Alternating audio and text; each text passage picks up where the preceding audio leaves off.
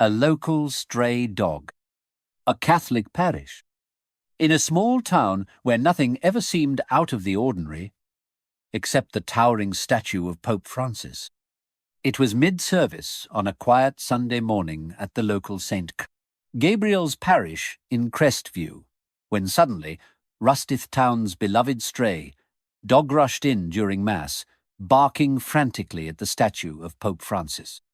Everyone froze. What had caused the dog to act this way? Why had it fixed its gaze so intently on the statue? Let's find out.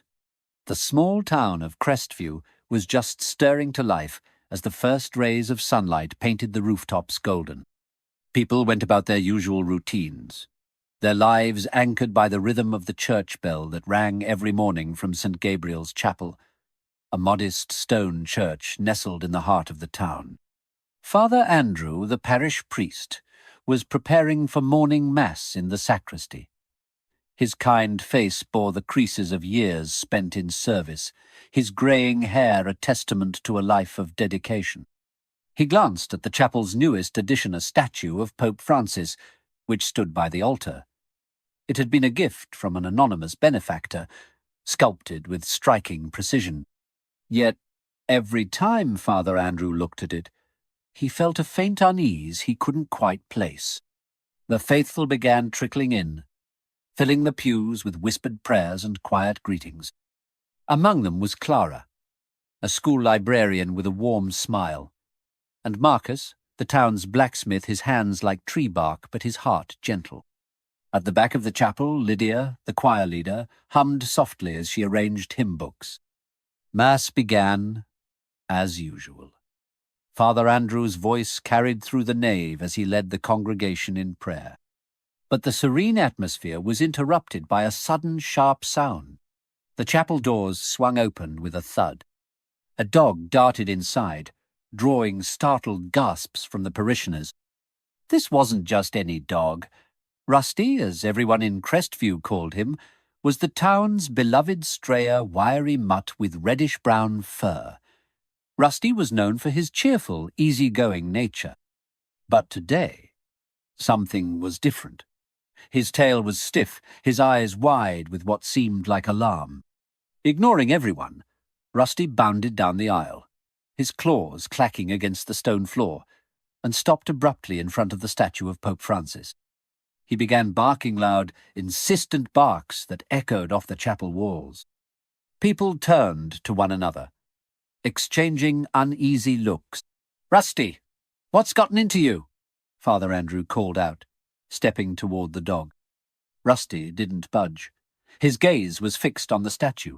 His barking grew more frenzied. "Maybe he's just excited," Clara whispered to Marcus, though her voice carried uncertainty. Marcus shook his head. "I've seen Rusty chase his tail like a fool, but I've never seen him like this." The barking stopped as abruptly as it had started. Rusty pawed at the base of the statue, whining softly now. The congregation watched, frozen in silence. Then, as if startled by something only he could sense, Rusty let out a sharp yelp and bolted out of the chapel. The atmosphere was thick with tension. Father Andrew cleared his throat, trying to steady himself. "Let us continue with the Mass," he said, though his voice carried a hint of unease. But the incident lingered in everyone's minds, overshadowing the rest of the service. After Mass, Father Andrew couldn't resist investigating. Kneeling by the statue, he ran his hand over its base. His fingers brushed against something odder faint crack he hadn't noticed before. He leaned closer, squinting at the imperfection. It was too uniform to be natural. That night, sleep eluded Father Andrew. He lay awake, staring at the ceiling of the rectory, his mind replaying Rusty's strange behavior. Around midnight, he got up and walked to his window. To his astonishment, there was Rusty, sitting silently outside the chapel, staring intently at its doors. "Still watching, old boy?" Father Andrew murmured. A shiver ran through him, though he couldn't tell if it was from the chill in the air or the unease creeping into his thoughts. Across town, Clara sat in her armchair with a cup of tea, trying to shake off the odd events of the day. She nodded off, slipping into an uneasy dream. In it, she was standing in the chapel, but everything felt wrong. The statue of Pope Francis loomed over her, its carved face stern and unyielding. Then, in a deep, gentle voice, it spoke. "Guard what lies beneath, do not let it wake." She woke with a start, the dream leaving a cold knot of dread in her chest. Meanwhile, Marcus was in his workshop, oiling his tools to quiet his restless thoughts. He'd helped install the statue weeks ago, proud to lend his strength to the church. Yet tonight, his tools felt different, as if they'd aged overnight. He rubbed his thumb over a hammer's handle, finding it unexpectedly brittle. The next day, Father Andrew gathered Clara, Marcus, and Lydia after morning prayers. He recounted what he had discovered a hairline crack at the statue's base and shared his unease. "It might be nothing," he said, though his tone suggested otherwise. "But Rusty's behavior isn't something I can ignore." Clara frowned. "I dreamed of the statue last night," she admitted, her voice low. "It spoke to me. It said something's beneath it. Something dangerous." Marcus nodded. "I don't trust coincidences. That dog knows something we don't." Lydia, usually skeptical of superstitions, surprised them by speaking up. "Rusty's no ordinary dog. My grandmother used to say animals see what we can't. If he's warning us, maybe we should listen." As the group debated what to do, Rusty appeared at the chapel doors, barking insistently once again. It was as if he was urging them to follow. Father Andrew sighed. "Well," he said, grabbing a flashlight, "let's see where this leads." The group gathered tool crowbars, chisels, and a lantern. Rusty led them straight to the statue, circling it anxiously. With trembling hands, Marcus and Father Andrew began carefully prying at the base, guided by the crack. After what felt like an eternity, a section of the stone gave way, revealing a hollow space beneath. The air that escaped was cool and stale, carrying the faint scent of earth. Inside lay a small, weathered box, its surface etched with symbols none of them recognized. Father Andrew hesitated before lifting it out. The box felt unnervingly cold, even through his gloves. "Whatever's in here," he murmured. "It's been hidden for a reason." Rusty whined softly, his tail wagging nervously. Clara stepped closer. "Should we open it?" she asked. The priest shook his head. "Not here. Not yet." They locked the box in the rectory safe, agreeing to consult the diocese about its discovery.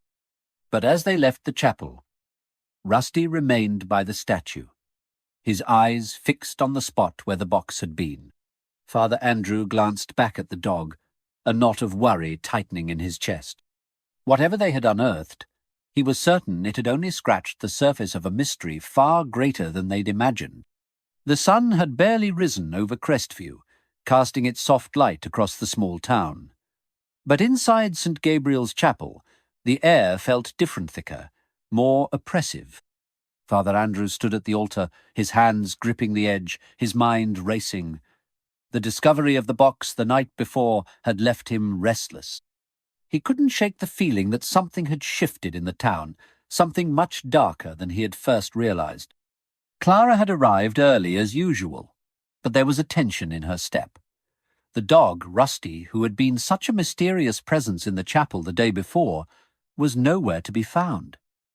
It was strange.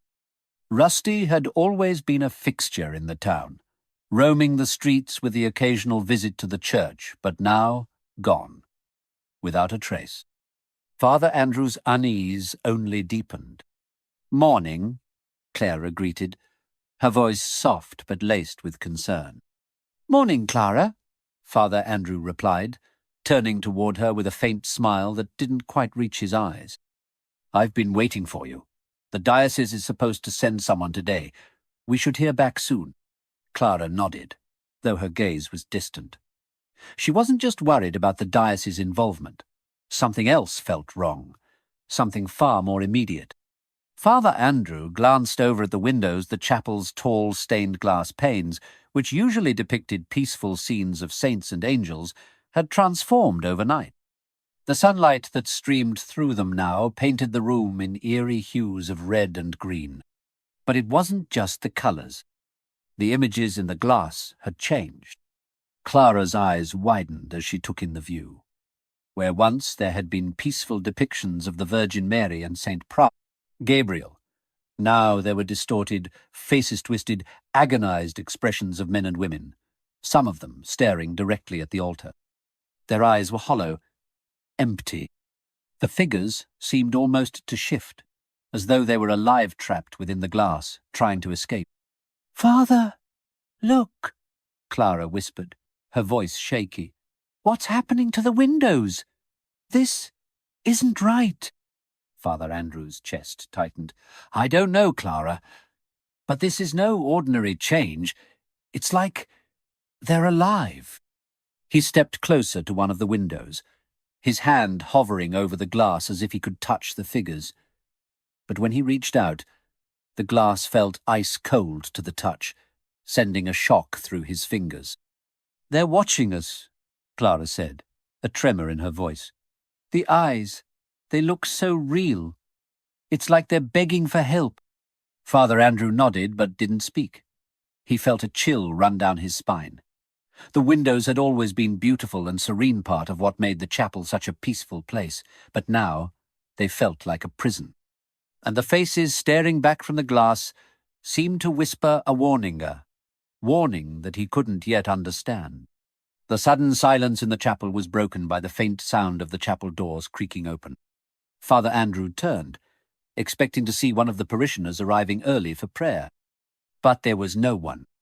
The doors were empty, and there was no sign of anyone outside. The door had opened by itself. Clara's eyes shot to the door. "Did you see that? The door-it just opened on its own." Father Andrew's hand tightened on the altar railing. He could feel the weight of the moment. Something was happening, something neither of them could fully grasp. The box locked away in the safe was still the only tangible clue they had.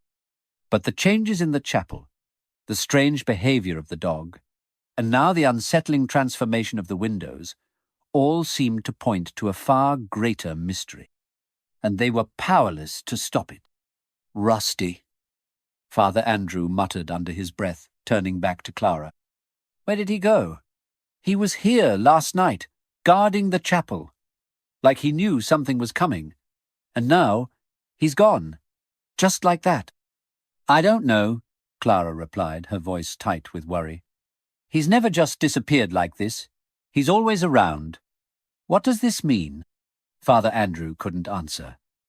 His thoughts were too jumbled.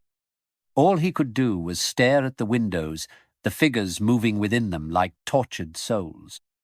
It felt as if the entire chapel were holding its breath, waiting for something to happen. "We have to wait for the diocese," Father Andrew said, trying to gather his thoughts. "They'll know what to do. They'll send someone who understands what's going on." Clara nodded, though her eyes never left the windows. She couldn't shake the feeling that something or someone was watching them. The room felt suffocating now, and it seemed as though the walls themselves were closing in. Suddenly, there was a sharp knock at the door. Father Andrew jumped, his heart leaping in his chest. He turned to Clara, but before he could say anything, the door opened on its own once again. But this time, someone was standing there. It was an elderly man, dressed in a dark suit and a black hat. His eyes were sharp, but his face was kind, his expression gentle. He had the air of someone who had seen far more than most people could ever imagine. "I'm Father Joseph," the man said with a slight smile. "I was sent by the diocese. I understand you've had some unusual occurrences here." Father Andrew blinked in surprise. "Yes, Father Joseph, thank you for coming so quickly. We've been—" "Distracted," Father Joseph finished for him, his voice soft but firm. He stepped inside, and Clara stepped back to give him space. "I can feel it," Father Joseph said. "The energy in this place is unlike anything I've ever experienced." Father Joseph stood in the centre of St. Gabriel's chapel, his eyes fixed on the windows. The figures trapped inside the glass had shifted again their expressions, twisted in ways that felt too real. Father Andrew and Clara had noticed it too, but Father Joseph didn't mention it. Instead, he seemed distracted, almost distant, his mind clearly somewhere else. "Father Joseph?" Father Andrew asked, his voice uncertain. Father Joseph blinked and shook his head as if coming out of a trance. "Yeah, sorry. I'm just processing everything." He gave a tight smile, but there was something in his eyes that suggested he was holding back. Father Andrew didn't press him. The strange energy in the chapel was thickening, and he had enough on his mind already. Clara seemed to pick up on Father Joseph's unease, but she stayed quiet, her eyes darting between the windows and the priest. She was just as unsettled as he was, but there was something about Father Joseph's calm that made her wonder if he knew more than he was letting on. "Let's move to the safe," Father Andrew said, trying to shake off the feeling that the walls were closing in around them. "We'll show you the box." Father Joseph nodded, his movements stiff. He followed them toward the back of the chapel, where the small rectory safe stood, its heavy door closed, hiding the artifact within. The three of them stood before the safe, the tension in the air growing. Father Andrew unlocked the door with a soft click, and he and Clara both stepped back as Father Joseph approached. His eyes lingered on the safe for a moment, and there was a flicker of something like recognition. But he didn't speak about it. He took a deep breath before lifting the box from the safe, setting it gently on the altar. For a moment, he just stared at Ithy's eyes, narrowing as if trying to decipher something hidden. He reached out to touch it, but his fingers hesitated just above the surfaces, as if the box itself was alive. "Father Joseph?" Clara asked, her voice hesitant. "Are you okay?" Father Joseph didn't respond right away. He was staring at the box, as if trying to piece together a puzzle. Then, as though he couldn't hold back any longer, he muttered to himself, his voice barely above a whisper. "There's something about this. Something I've seen before." Father Andrew's heart skipped. "What do you mean?" Father Joseph's face was pale now, his lips barely moving as he slowly ran his fingers over the inscription etched into the side of the box. The ancient symbols seemed to hum under his touch, as if a liver subtle vibration coursing through his fingertips. He hesitated for a long moment before speaking again, this time more clearly. "There's a warning here," he said, his voice trembling slightly. "A curse." Father Andrew took a step forward. "What does it say?" Father Joseph's eyes widened as he read the inscription aloud, his voice heavy with fear. "The darkness will awaken when the seal is broken. The stone calls to those who seek power, and those who answer will find themselves consumed. Only the keeper can undo the damage, but the price will be paid in blood." Father Joseph's voice faltered on the last words, and his hands dropped from the box as if it had burned him. He took a step back, his face pale, beads of sweat starting to form on his forehead. "That's—" Father Andrew began, but he was cut off by a sudden voice from the doorway. "Be paid in blood." All three of them turned sharply, eyes wide, as Lydia stood at the entrance to the chapel. She had a journal in her hands, its pages slightly worn from age. "Sorry," Lydia said, her voice trembling. "I overheard part of what you were saying, but I think I know where this is from." Father Andrew was taken aback. "Lydia, where did you?" Lydia stepped forward, holding the journal out to them. "I found this in the church library just now. It's old, very old. It's about something that happened decades ago in another parish.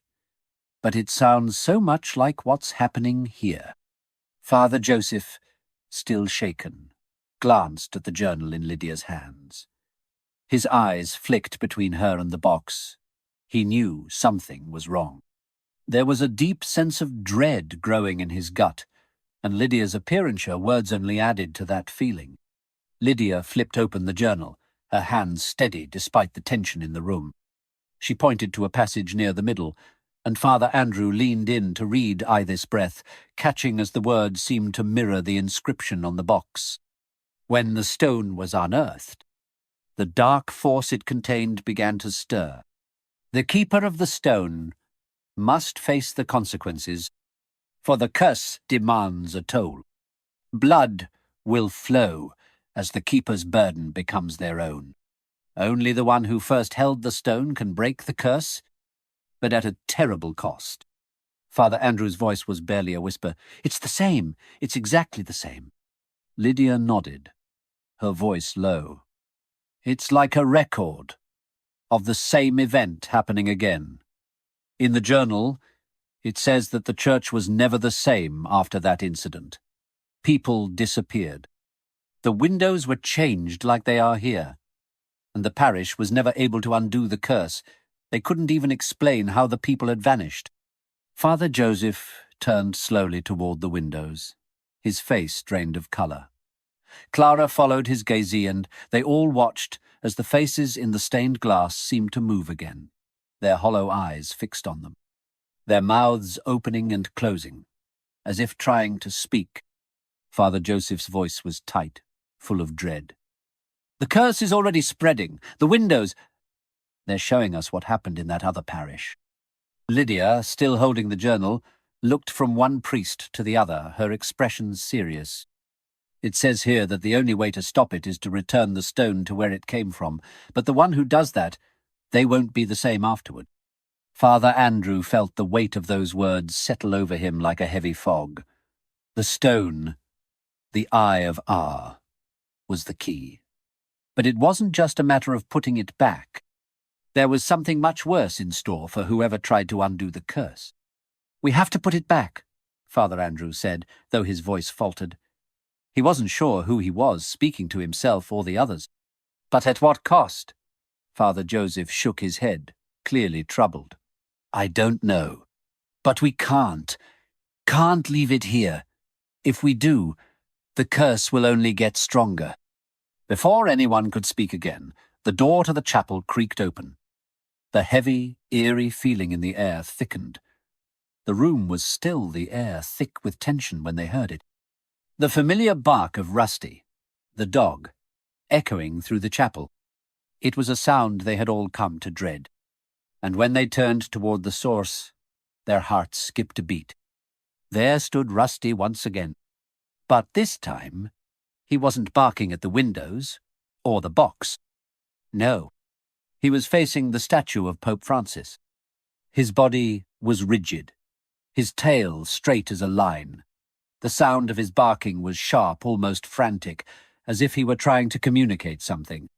Father Andrew stood frozen, his heart pounding in his chest. "Rusty," he whispered, but his voice trailed off as he noticed something strange. The air seemed to shimmer around the dog. Is he okay?" Clara asked, her voice shaky. Before Father Andrew could respond, something extraordinary happened. The statue of Pope Francis seemed to come alive, its marble form, glowing faintly in the dim light of the chapel.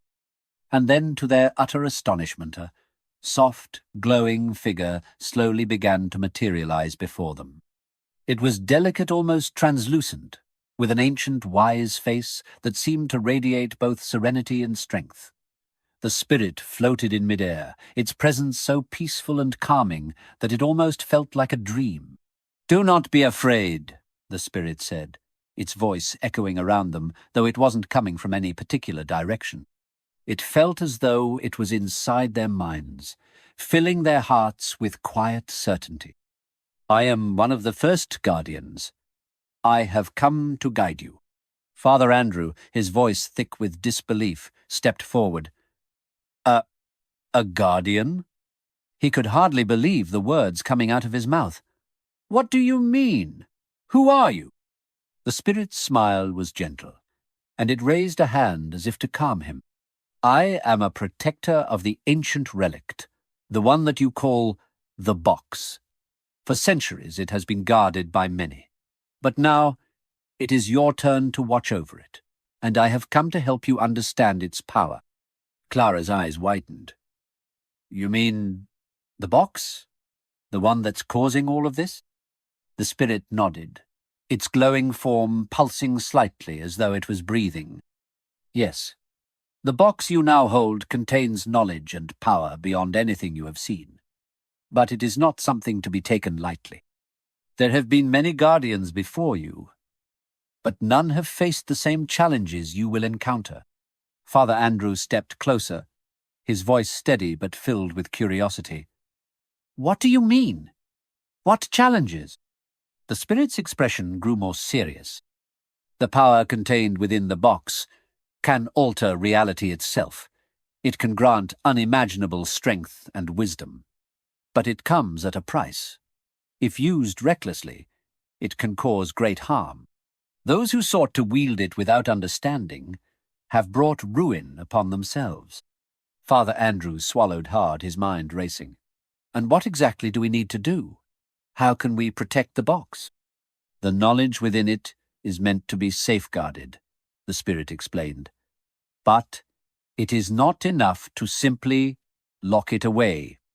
You must understand its purpose. You must understand its history. The spirit's form flickered, and for a moment they all felt a strange sensation as though the very air around them had shifted. It was as though time itself had bent. The box was created long ago, the spirit continued, by those who foresaw the coming of great darkness. They knew that this power, if abused, would bring calamity. So they entrusted it to a series of guardians each chosen for their wisdom and their ability to resist temptation. Many tried to open it, to use it for their own gain, but none succeeded. Father Andrew's heart sank. So we're supposed to just keep it closed, but the inscription, the warning, it's clear. The curse is already here. Exactly, the spirit confirmed. But you must not act out of fear. There is more at play than you can see. The curse is not an ordinary curse, is tied to the fate of the guardians themselves. The silence in the room was deafening as the spirit's words sank in. They all stood there, absorbing the weight of what had just been said. After a long pause, Father Andrew spoke, his voice low. So, what's the next step? How do we handle this? If we keep the box, the curse won't stop, right? The spirit nodded again. No. The box cannot be destroyed. The only way to truly protect it is to understand its significance. You must learn from those who came before you. You must study its history. Clara's eyes flickered nervously toward the windows. The strange faces in the glass seemed to be watching them. But what if we're not strong enough? She asked. What if we can't handle it? The spirit's gaze softened. That is why I have come. The guardians before you faced the same fears, but they had strength, courage, and wisdom. It is within you as well. Trust in yourselves. Father Joseph looked around at the others, his expression serious. The knowledge, the power of the box, it's more than we thought, isn't it? Yes, the spirit said, its voice soft but firm. It is a burden, but it is also a gift. But be warned, Dunce, you fully understand its power. You will be forever changed. Rusty, still standing near the statue, let out a single low bark as if to punctuate the spirit's words. The air in the chapel felt heavier, now almost oppressive. The spirit began to fade, its form dissipating like mist in the morning light. I must go now. But remember, you are not alone. I will be watching, always. And with that, the spirit was gone, leaving only a lingering sense of peace and dread in its wake. Father Joseph stood there, his mind reeling. He looked at Father Andrew, Clara, and Lydia, who had all stayed silent throughout the conversation. Rusty was still barking, but now his voice seemed less frantic. It was as though the dog, too, had received some sort of message. Father Joseph turned back toward the box on the altar. The weight of what they had just learned was pressing down on him. He knew that the road ahead would not be easy. But one thing was certain. They had a purpose now. The box had chosen them, and they had to be ready to face whatever came next. When the spirit disappeared, leaving the group in stunned silence, the weight of their mission settled heavily on Father Andrew's shoulders.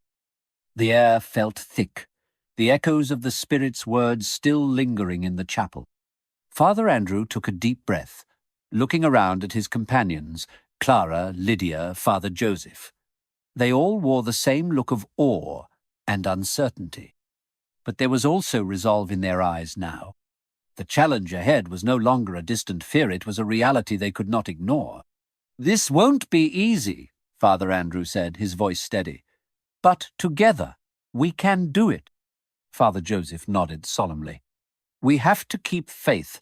This is bigger than any of us alone. But with each other, and with the guidance we've been given, we'll find a way." Lydia's quiet determination shone through. "We've come this far. We can't back down now." In the following weeks, the group worked tirelessly, and their sense of purpose grew with each passing day. The threat of the box was always in the back of their minds, but they were united in their resolve.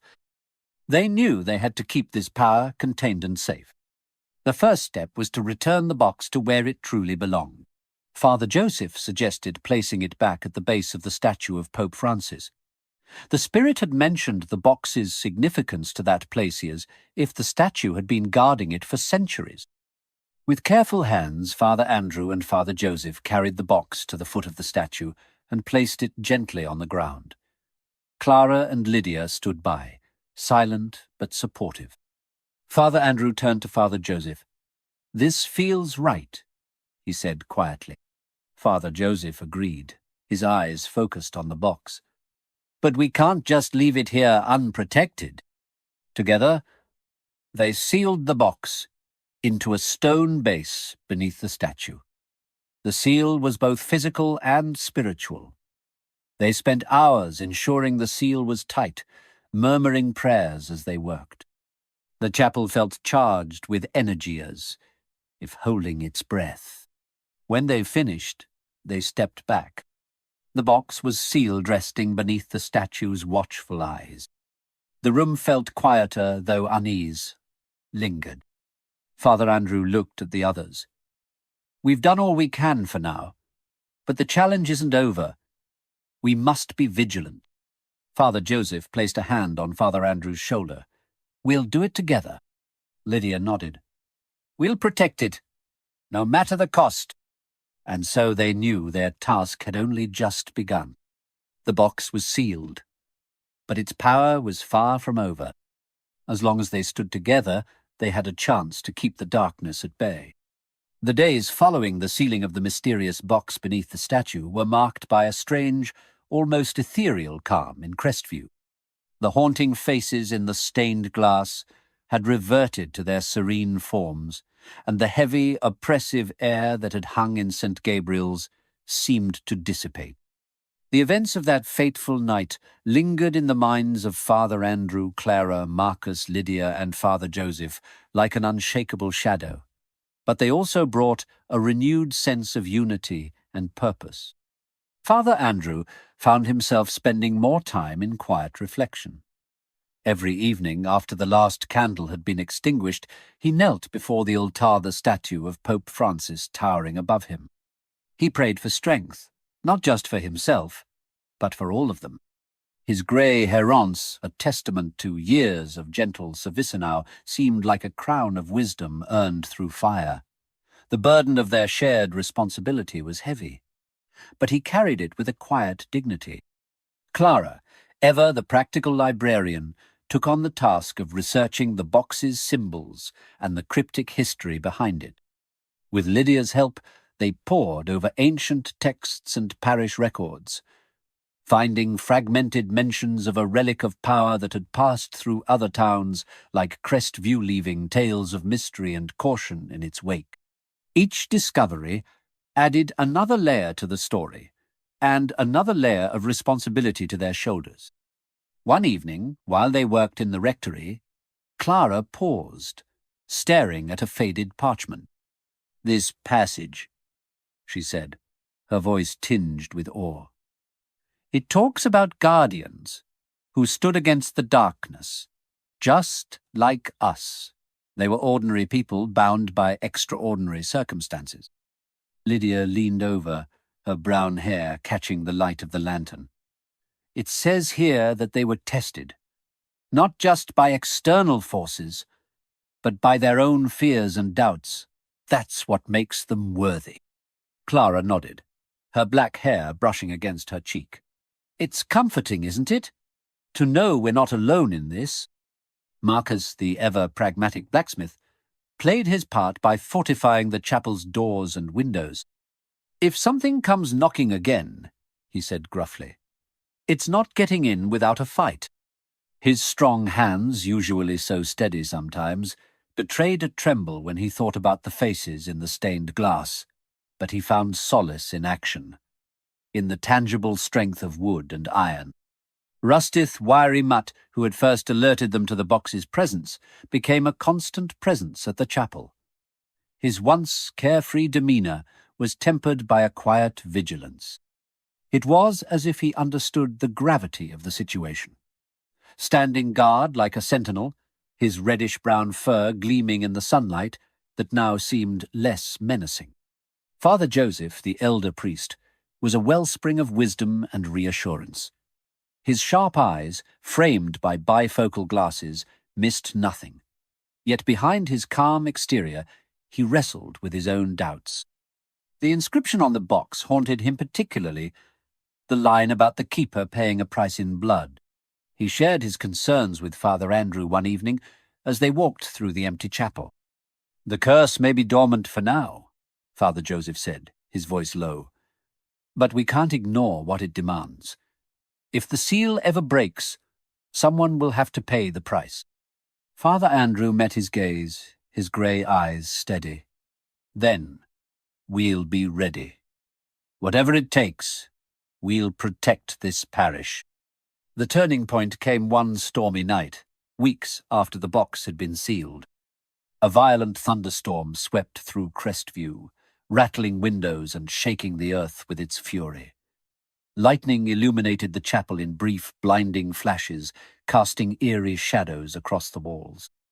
Rusty barked furiously at the doors, his hackles raised. Father Andrew, awoken by the commotion, rushed to the chapel. There he found Clara, Lydia, Marcus, and Father Joseph already gathered, their faces pale, but determined. The storm seemed almost alive, as if testing the strength of their resolve.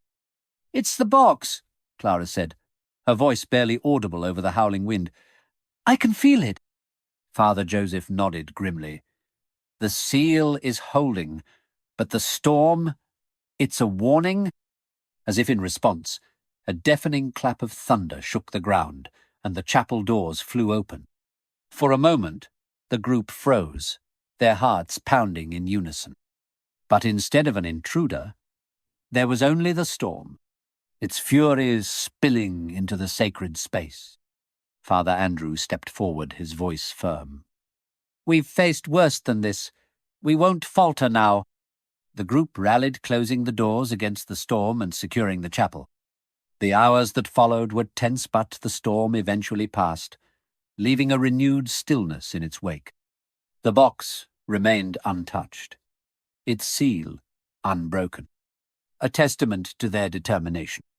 In the days that followed, a subtle change came over the group. The fear that had once gripped them was replaced by a quiet confidence.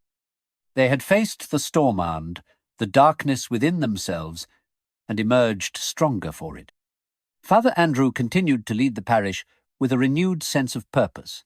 His sermons, infused with a quiet wisdom, resonated deeply with the congregation. Clara and Lydia expanded their research, uncovering not only the history of the box, but also the stories of other guardians who had succeeded in their task. Marcasiva the protector ensured that the chapel was a sanctuary in every sense of the word, and Rusty, their unlikely hero, became a symbol of vigilance and loyalty. Parishioners often found him sitting near the statue, his eyes bright with an understanding that seemed almost human. As the seasons changed, the events of that fateful day became a story whispered among the townsfolk, a tale of mystery and faith, of ordinary people who rose to extraordinary challenges. But for those who had lived it, it was more than a story. It was a testament to the strength of the human spirit and the bonds that could form in the face of the unknown.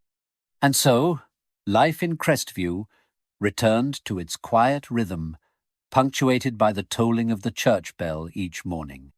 But in the hearts of Father Andrew, Clara, Marcus, Lydia, and Father Joseph, the memory of their shared journey burned brightly, a reminder that even in the darkest of times, light could prevail. And as long as they stood together, they knew they could face whatever challenges lay ahead.